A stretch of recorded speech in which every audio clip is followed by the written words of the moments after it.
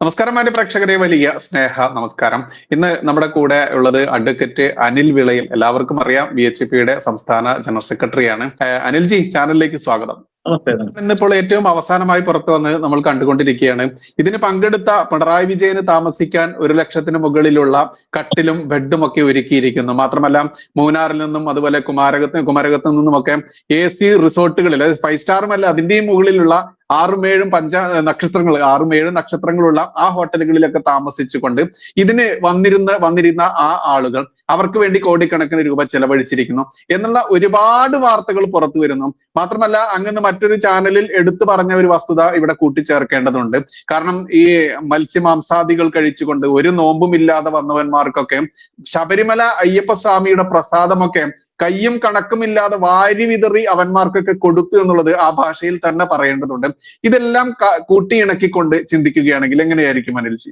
വളരെ കറക്റ്റായ കാര്യമാണ് താങ്കൾ പറഞ്ഞത്. നമ്മൾ മനസ്സിലാക്കേണ്ട കാര്യം, ഇപ്രകാരം ഒരു അയ്യപ്പ സംഗമം നടത്തി അതിൽ കൂടി ഉണ്ടാകുന്ന കോടിക്കണക്കിന് രൂപ നമുക്ക് കണക്കുകളൊക്കെ എഴുതി ഉണ്ടാക്കി എപ്രകാരം അടിച്ചെടുക്കാമെന്നുള്ളതിനെ പറ്റി തിരക്കഥയൊക്കെ ഇക്കൂട്ടര് മുരാരി ബാബു ഇപ്പോൾ ജാമ്യത്തിൽ ഇറങ്ങി പുറത്തു നിൽക്കുന്ന അയാളാണ് ഈ കള്ളക്കണക്കുകൾ എഴുതാനും കള്ളത്തരങ്ങൾ കാണിക്കാനും എല്ലാ രേഖകളും കൃത്രിമമായിട്ട് ഉണ്ടാക്കി കൊടുക്കുന്ന ഒരു പ്രമുഖ വ്യക്തിത്വമാണ് ഈ മുരാരി ബാബു എന്ന് പറയുന്ന വ്യക്തി. നമ്മൾ ശ്രദ്ധിക്കേണ്ടത്, അയ്യപ്പ സംഗമത്തിന്റെ സമയത്ത് ഇദ്ദേഹം ഹരിപ്പാടായിരുന്നു ഉദ്യോഗം. പക്ഷെ ഹരിപ്പാട് ഉദ്യോഗം ചെയ്തുകൊണ്ട് അയാള് ഈ പമ്പാ സംഗമത്തിന്റെ അന്നദാനത്തിന്റെ പ്രധാനപ്പെട്ട കാര്യകർത്താവായിട്ടാണ് അയാൾ അവതരിച്ചത്. മനസ്സിലാക്കണം.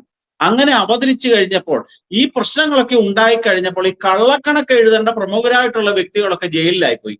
മുരാരി ബാബു ഉൾപ്പെടെയുള്ള വ്യക്തികൾ ജയിലിലായപ്പോൾ ഈ മോഷ്ടിക്കാനേ അറിയത്തുള്ളൂ, ഈ കള്ളങ്ങളുടെ എഴുതി പിടിപ്പിക്കാനുള്ള വശമൊന്നും ഇപ്പോഴത്തെ കക്ഷികൾക്ക് ഇല്ലാത്തത് കൊണ്ട്, അതുകൊണ്ടാണ് ഈ കഴിഞ്ഞ ദിവസം ഉണ്ടായ ഓഡിറ്റ് റിപ്പോർട്ടിൽ ഇത്ര ഗുരുതരമായിട്ടുള്ള പ്രശ്നങ്ങൾ ഉണ്ടായത്.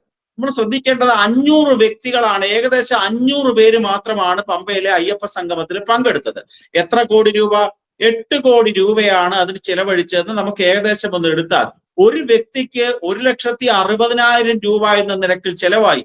ഓർക്കണം, ഒരൊറ്റ ദിവസത്തെ സംഗമത്തിന് വന്ന ഒരു വ്യക്തിക്ക് 1,60,000 രൂപ.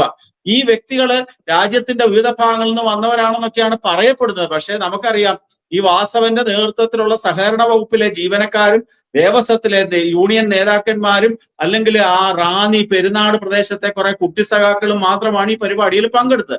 ഇവരൊക്കെ താമസം എവിടെ? ശബരിമലയ്ക്ക് അടുത്ത് ചെറിയ സൗകര്യമുള്ള എത്രയോ പേരെ വേണമെങ്കിലും താമസിപ്പിക്കാവുന്ന പത്തനംതിട്ടയുണ്ട്, റാന്നിയുണ്ട്, ചെങ്ങന്നൂരുണ്ട്, തിരുവല്ലയുണ്ട്, പന്തളമുണ്ട്, അടൂരുണ്ട്. ഈ സ്ഥലങ്ങളിൽ ഒന്നും താമസിപ്പിക്കാതെ കുമരകത്തെ ഗോകുലം ഗോപാലന്റെ വലിയ ഹോട്ടലിലും മൂന്നാറിലും ഒക്കെയാണ് ഇവരെ താമസിപ്പിച്ചത്. അത് തന്നെ ദുരൂഹതയാണ്. അപ്രകാരം താമസിപ്പിച്ച വകയിൽ ഏകദേശം 35-36 ലക്ഷം രൂപയായതിലെ 35 ലക്ഷം രൂപ സ്റ്റേറ്റ് പ്രോട്ടോകോൾ ഓഫീസറുടെ പേരിലാണ് ചെലവെഴുതിയിരിക്കുന്നത്. ദേവസ്വം പ്രസിഡന്റിന്റെ പേരിൽ ചെറിയൊരു തുക മാത്രമാണ് എഴുതിയിരിക്കുന്നത്. ഇതിന്റെ ടെൻഡർ എടുത്തുകൊണ്ട് എല്ലാ തട്ടിപ്പുകൾക്കും കുടപിടിച്ചിരിക്കുന്നത് CPM-ന്റെ മാനസപുത്രന്മാരായിട്ടുള്ള ഊരാളുങ്കൽ സൊസൈറ്റിയാണ്. ഇതെല്ലാം കൂടെ കൂട്ടി യോജിപ്പിക്കുമ്പോൾ വളരെ ആസൂത്രിതമായ തിരക്കഥ എഴുതിയിട്ടുള്ള ഒരു അന്താരാഷ്ട്ര കൊള്ളയാണ് നടന്നത്. ഇപ്പോൾ നമുക്കറിയാം, വീരപ്പനും ഭൂലൻ ദേവിയും ഒക്കെ ജീവിച്ചിരുന്നെങ്കിൽ കേരളത്തിൽ വന്ന് കേരളത്തിലെ മുഖ്യമന്ത്രിയുടെയും വാസവന്റെയും ഒക്കെ ശിഷ്യത്വം സ്വീകരിച്ചുകൊണ്ട് പോകുമായിരുന്ന കാഴ്ച നമ്മുടെ ചില ട്രോളുകളായിട്ടൊക്കെ വരുന്നുണ്ട്. അതിനെ ട്രോളായിട്ട് മാത്രം തള്ളാൻ വെക്കില്ല, അതൊക്കെ യാഥാർത്ഥ്യമാണ്. പിന്നെ താങ്കൾ ചോദിച്ചൊരു വസ്തുതയുണ്ട്.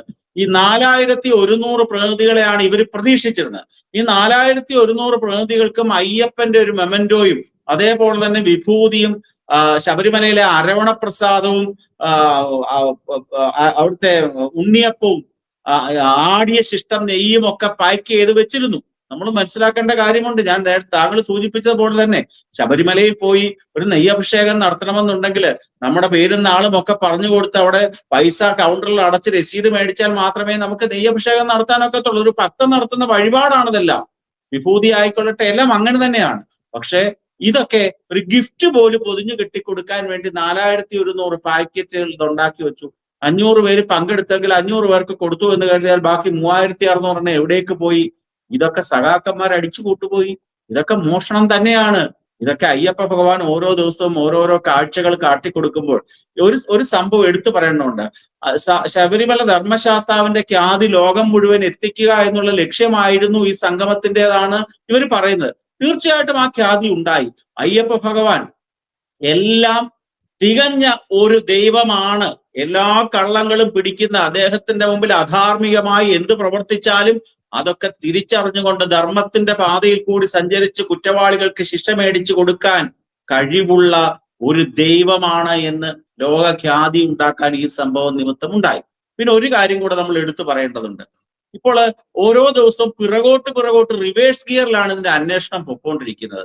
ഇങ്ങനെ പോവുകയാണെങ്കിൽ എനിക്ക് തോന്നുന്നു ആദ്യത്തെ ദേവസ്വം ബോർഡ് ഉണ്ടായ മന്നത്ത് പത്മനാഭന്റെ ആർ ശങ്കറിന്റെയും ഒക്കെ അല്ലെ 1 or 2 ദേവസ്വം ബോർഡ് ഒഴിച്ച് ഇടതുപക്ഷത്തെയും വലതുപക്ഷത്തെയും കള്ളന്മാർ ഭരിച്ച എല്ലാ ദേവസ്വം ബോർഡുകളും ഏതെങ്കിലും ഒക്കെ കണക്കിന് കോടിക്കണക്കിന് രൂപ ഉണ്ടാക്കിയിട്ടുണ്ട്.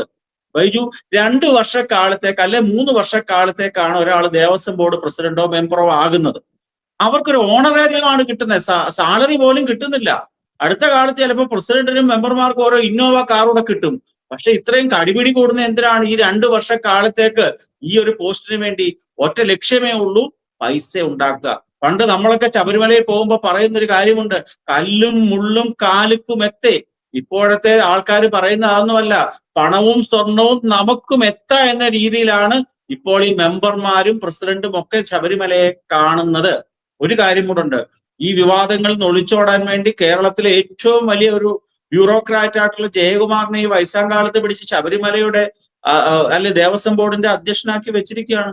അദ്ദേഹം എത്ര അപഹാസ്യനാണെന്ന് നോക്കേണ്ടതുണ്ട്. മിനിഞ്ഞാന്ന് അദ്ദേഹം നടത്തിയ പ്രസ്താവനയുണ്ട്. ഈ ഓഡിറ്റ് റിപ്പോർട്ടുമായി ബന്ധപ്പെട്ട് വാർത്തകൾ പുറത്തു വന്നപ്പോൾ 2 കൂട്ടരാണ് ഓൾറെഡി സ്പോൺസർ ചെയ്തത്.